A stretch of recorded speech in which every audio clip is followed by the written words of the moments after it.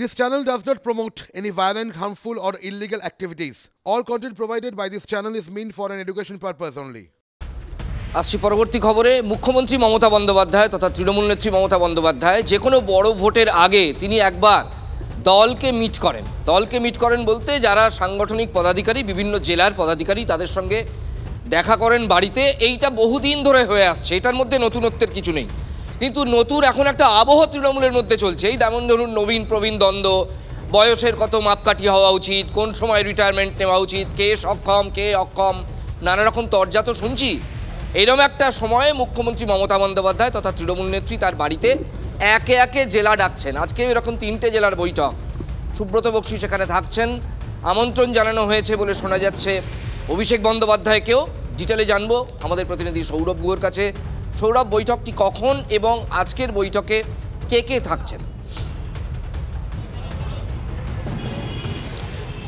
দেখো, মমতা বন্দ্যোপাধ্যায়ের এই জেলাওয়ারি বৈঠকের মধ্যে তুমি ঠিকই বলেছো, এর মধ্যে নতুনত্ব কিছু নেই। তবে কোভিড কাল এই সময়টা একটা ব্যতিক্রমী একটা সময় গেছে।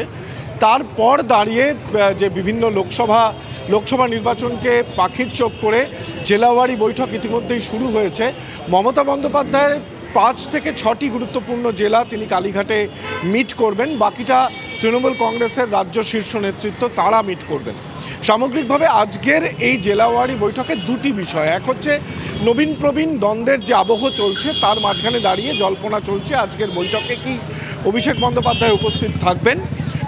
দলের তরফে সূত্রের মারফতে যেটা আমরা জানতে পেরেছি, মুখ্যমন্ত্রীর নির্দেশে সুব্রত বক্সী আমন্ত্রণ জানিয়েছেন এই বৈঠকে থাকার জন্য অভিষেক বন্দ্যোপাধ্যায়কে। তিনি এই বৈঠকে থাকেন কিনা, তিনি যদি এই বৈঠকে না থাকেন নিঃসন্দেহে একটা অন্য বিষয়ে আলোচনা। একটু ইন্টারফেয়ার করব খুব তাড়াতাড়ি, তোমার কাছে একটা প্রশ্ন। তৃণমূলের সর্বভারতীয় সাধারণ সম্পাদক, আমি এইটা বুঝতে পারছি না এখানে আমন্ত্রণ অনামন্ত্রণ এগুলো আসছে কোত্থেকে। মানে আমরা তো অতীতে দেখেছি যখন মুখ্যমন্ত্রী বা তৃণমূল নেত্রী সুপ্রিমো বৈঠক করেন তখন যারা মেজো সেজো এবং তার পরবর্তী ধাপের নেতৃত্ব তারা এমনিতেই থাকেন।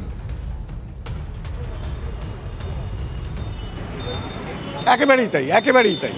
দলের সামগ্রিকভাবে বৈঠক এ যাবৎ পর্যন্ত মমতা বন্দ্যোপাধ্যায় যা দলের বৈঠক ডেকেছেন সেখানে দলের সাধারণ সম্পাদক সেকেন্ড ম্যান তিনি উপস্থিত থাকবেন। সত্যিই তো এর মধ্যে নতুনত্বের কি আছে, কিন্তু একটা যে আবহ তৈরি হয়েছে প্রবীণ বনাম নবীন, মমতা বন্দ্যোপাধ্যায়ের প্রবীণ সেনাপতিরা তারা দল নিয়ন্ত্রণের দায়িত্ব নিচ্ছে এমন আলোচনা যখন চলছে, তার পরিপ্রেক্ষিতে অভিষেক বন্দ্যোপাধ্যায় থাকছেন কিনা, নাকি তিনি ডায়মন্ড হারবার কেন্দ্রিক কর্মসূচিতেই নিজেকে নিয়োজিত রাখছেন আগামী দিনে, সেই বিষয়টা নিশ্চিতভাবে একটা চর্চার কেন্দ্রবিন্দুতে উঠে এসেছে।